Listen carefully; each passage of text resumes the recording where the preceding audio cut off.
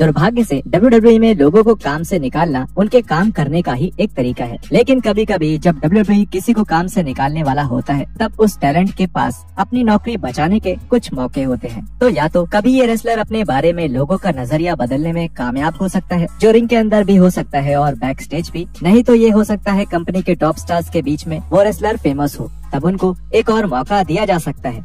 तो जुड़िए हमारे साथ, जहां हम बात करेंगे 10 ऐसे मौकों की जब एक रेसलर ने अपनी नौकरी बचा ली। Brock Lesnar.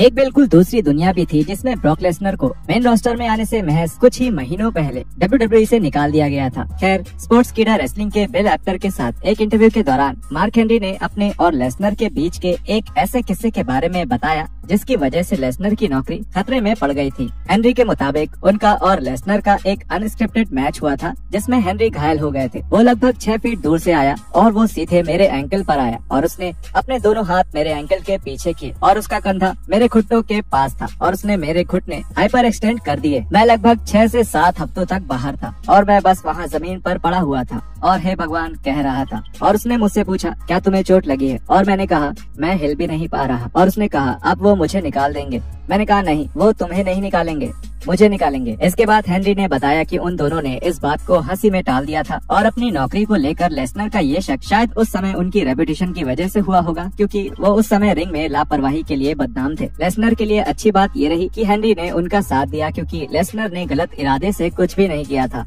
और हो सकता है लेसनर के शानदार एटीट्यूड ने भी उनकी नौकरी बचाने में उनकी मदद करी। JBL। हालांकि ये कभी साफ नहीं हुआ कि WWE कभी JBL को निकालने के बारे में सोच रही थी, लेकिन 2004 तक ये जाहिर हो चुका था कि APA की जोड़ी का समय खत्म हो चुका था। फरूक रिटायर होने की तैयारी में थे, जिसकी वजह से JBL, जो उस समय ब्रैडशॉ के नाम से जाने जाते थे, वो दुविधा में पड़ गए। JBL के लिए अच्छी बात ये रही कि उनके पास एक बैकअप था। 2003 में वो एक लेखक बन गए और उन्होंने हैव मोर मनी नाउ नाम की किताब लिखी।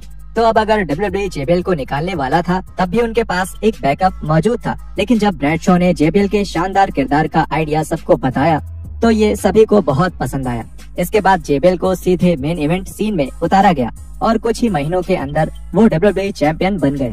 Tyler bridge.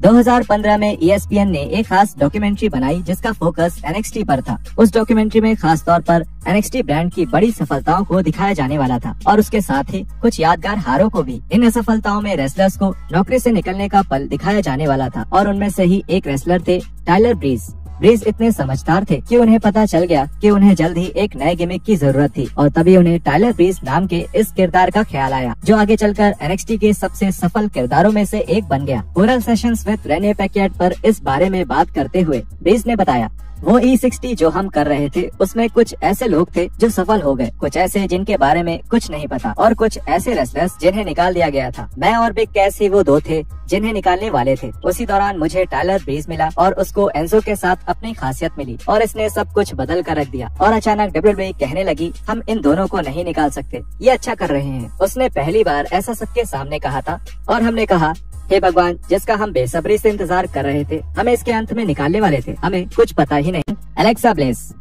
Alexa bless NXT से बुलाए जाने वाले सबसे सफल रेसलर्स में से एक है, लेकिन एक समय ऐसा लग रहा था जैसे ब्लेस को WWE से निकालने वाले हैं। WWE में ब्लेस के शुरुआती दिनों के दौरान वो आगे नहीं बढ़ पा रही थी और न ही अपने लिए एक ऐसा किरदार बना पा रही थी जिसके साथ वो अच्छी लग सके। WWE का उनके ऊपर से विश्वास उठ रहा था और उन्हें निकालने की बात चल रही थी। लेकिन ब्लेस के लिए अचानक ही सब कुछ बदल गया जब उन्होंने ब्लेक और मर्फी के साथ जोड़ी बनाई और उन्होंने एक गॉडेस पर्सोना अपनाया जो उनके मेन रोस्टर के लिए इस्तेमाल किया गया। कई बार विमेंस चैंपियन रह चुकी ब्लेस ने नॉट सैम पॉडकास्ट पर एक अपीयरेंस के दौरान बताया कि कैसे वो एक बार WWE से लगभग निकाली जा चुकी थी। पहले ही दिन से मुझे पता था कि ये मेरे लिए करो या मरो वाला पल है, क्योंकि NXT में एक अच्छे इंसान के तौर पर मेरा किरदार आगे नहीं बढ़ पा रहा था। और जब मुझे ब्लेक और मर्फी के साथ इस साझेदारी के बारे में बताया गया तो मुझे पता था कि मेरे किरदार में बदलाव की जरूरत थी। बुधवार की रात को हमारा सामना टेक ओवर से था और मैंने एंजो को धक्का देके ब्लेक और मर्फी की जीतने में मदद करी। अगले दिन मैं नए कपड़े और नए बाल के साथ बाहर आई और मुझे पता था कि अगर मैं इसके साथ नहीं चली तो शायद मेरे पास ये नौकरी भी नहीं रहेगी। Titus O'Neill.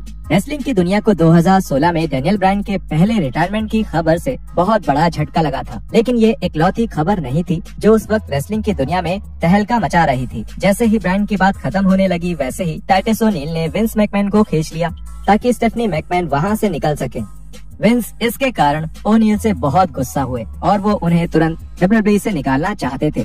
लेकिन ओनील के लिए अच्छी बात ये थी कि ट्रिपल एच के साथ उनकी अच्छी दोस्ती थी और इसीलिए ट्रिपल एच ने विंस को समझाने की भी कोशिश करी थी। हालांकि ओनील इसके बावजूद भी सस्पेंड किए गए थे, लेकिन कम से कम इसका उनकी WWE रैंकिंग पर कोई असर नहीं पड़ा था।